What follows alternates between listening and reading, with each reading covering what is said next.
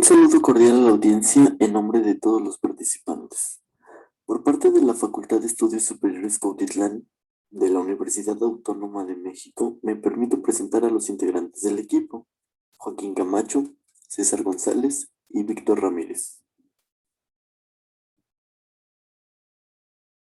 En esta ocasión les hablaremos sobre la cromatografía de líquidos de alta resolución, o por su abreviatura en inglés, HPLC.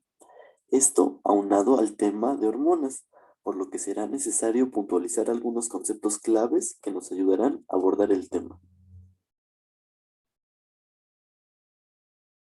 La técnica HPLC utiliza una fase móvil líquida para separar los componentes de la muestra. Los componentes se disuelven en un disolvente que se hacen pasar por la columna a una gran presión, para así interactuar con la fase estacionaria y así salir en momentos distintos. Es importante destacar que el principal objetivo de la cromatografía de líquidos de alta resolución es identificar, separar y cuantificar la sustancia deseada.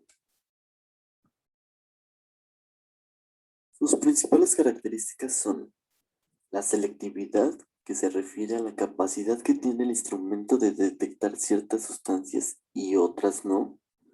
La reproducibilidad, que quiere decir que el método es óptimo para realizarse en muchos laboratorios. La sensibilidad, que es la capacidad que tiene el instrumento para recibir una señal sin importar el tamaño de la muestra. De acuerdo al sentido de la polaridad, se puede clasificar la técnica en directa y en reversa. La directa se caracteriza por tener su fase estacionaria polar y su fase móvil es de baja polaridad, mientras que la reversa, la fase estacionaria es la de baja polaridad y la fase móvil será de naturaleza altamente polar. Cabe mencionar que hay varios parámetros que se deben tomar en cuenta antes de realizar el análisis, como son la naturaleza de la fase estacionaria, el tamaño de partícula, la composición y el flujo del diluyente, así como la especificidad del detector. En esta imagen se ejemplifica bastante bien lo que serían los componentes importantes de este instrumento, partiendo desde los reservorios de los solventes y químicos que se utilizan, pasando por las bombas que nos ayudan a transportar la fase móvil por todo el sistema, así como los inyectores donde se integra la muestra a analizar, pudiendo así interactuar con la columna para que el detector reciba una señal que el mismo software pueda interpretar en datos tangibles y así llegar a una correcta identificación o bien cuantificación.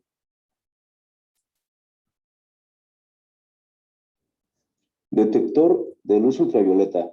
Cuando se hace pasar una radiación electromagnética a través de compuestos que presentan determinados grupos funcionales, estos experimentan una excitación electrónica a causa de la absorción de energía a una longitud de onda que será específica para cada grupo funcional.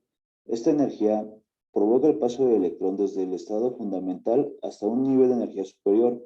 La absorción de energía se traduce en una disminución de la intensidad del haz de luz luminosa que se ha hecho pasar a través de la muestra, pudiéndose medir esta disminución de densidad haciendo incidir el haz sobre una fotocelda.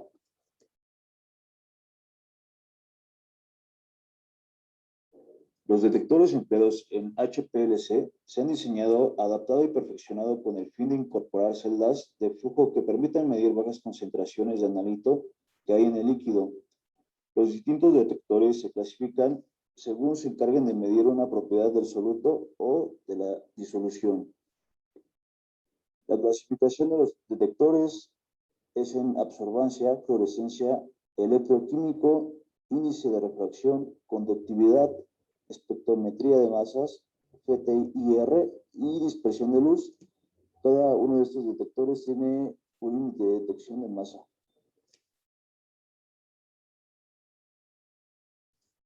La utilización de la absorción de luz ultravioleta o visible para el control de una corriente líquida y analizar los distintos componentes que lleva en disolución es una extensión natural de la espectrofotometría.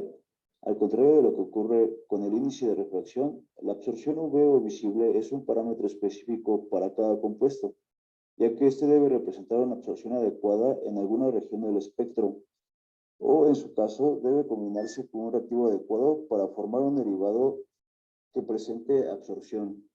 En esta tabla podemos ver las longitudes de onda de corte en el UV de disolventes usados en HPLC.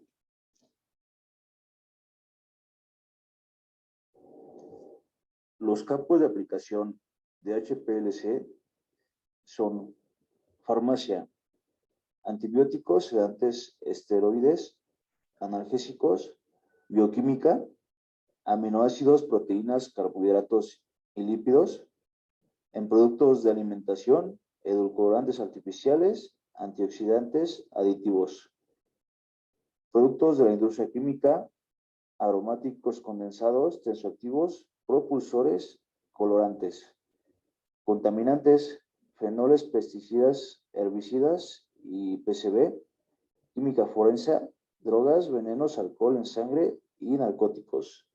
En medicina clínica, ácidos biliares, metabolitos, drogas, extractos de orina y estrógenos.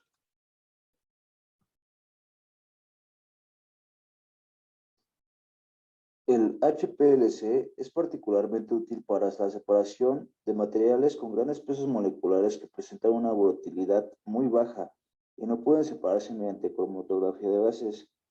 Se usa principalmente en la biotecnología, en ciencias y en la industria farmacéutica. En bioquímica y química analítica para separar los componentes de una mezcla basándose en diferentes tipos de interacciones químicas entre las sustancias a analizar.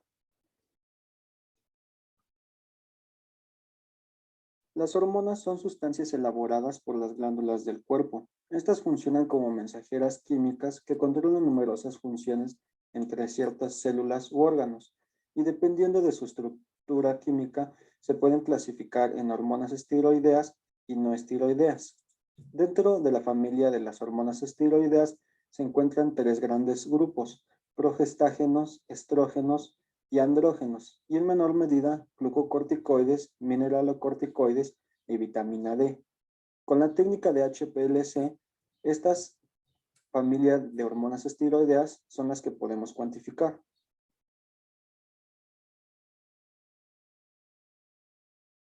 Dentro de la técnica de HPLC existen diferentes variantes. Para la cuantificación de hormonas haremos uso de la cromatografía en fase reversa, la cual permite separar moléculas en base a su polaridad.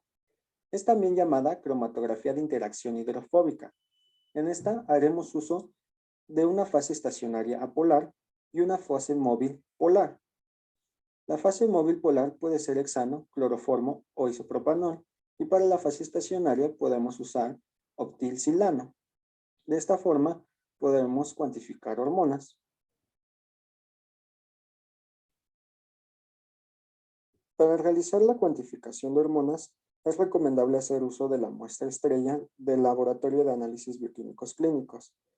Nos referimos a la muestra sanguínea. Para poder realizar esta obtención de muestra, primero hay que realizar la punción en la vena del paciente y obtener la muestra en un tubo que contenga EDTA para evitar su coagulación. Posteriormente, hay que centrifugar la muestra para obtener el plasma, la capa de leucocitos y el sedimento de eritrocitos. Es importante que le demos las indicaciones al paciente de que tiene que acudir a la toma de muestra con un ayuno de 8 a 12 horas para evitar obtener una muestra lipémica, así como evitar la hemólisis de la misma para obtener una muestra de calidad analítica. Para realizar la cuantificación de hormonas, es recomendable hacer uso de la muestra estrella del Laboratorio de Análisis Bioquímicos Clínicos. Nos referimos a la muestra sanguínea.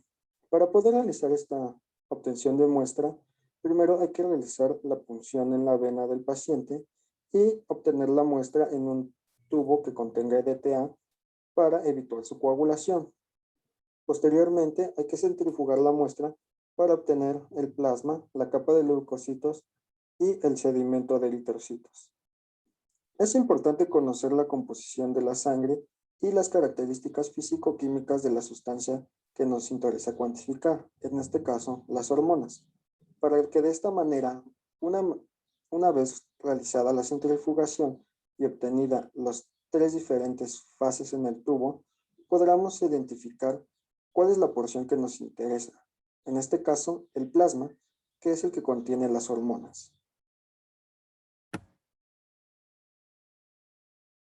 Otra muestra con la que se puede trabajar en el laboratorio es la muestra de orina.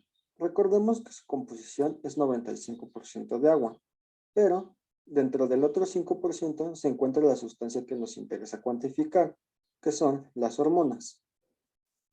En la orina se encuentran en menor medida, pero de igual manera se pueden encontrar hormonas de nuestro interés, como lo pueden ser el cortisol y los hidroxi y cetoesteroides.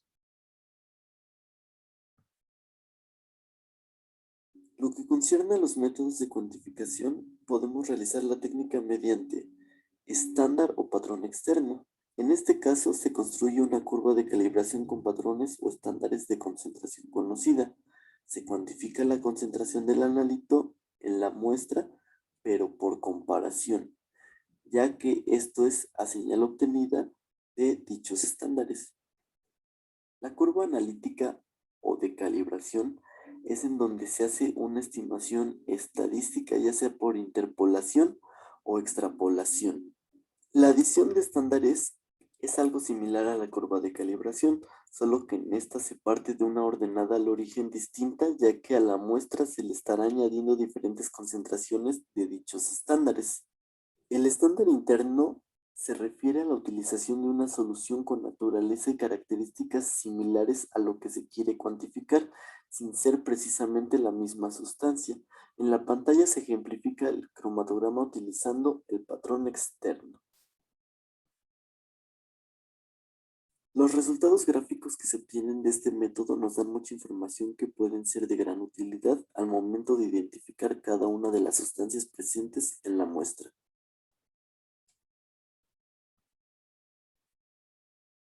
Como bien ya lo dijimos, esta técnica nos permite realizar análisis de carácter cualitativo y cuantitativo. Como lo muestra la imagen, podemos determinar las características de una sustancia de acuerdo a su afinidad y su tiempo de retención, así como la concentración presente en la muestra, ayudándonos de datos estadísticos como sería el área bajo la curva.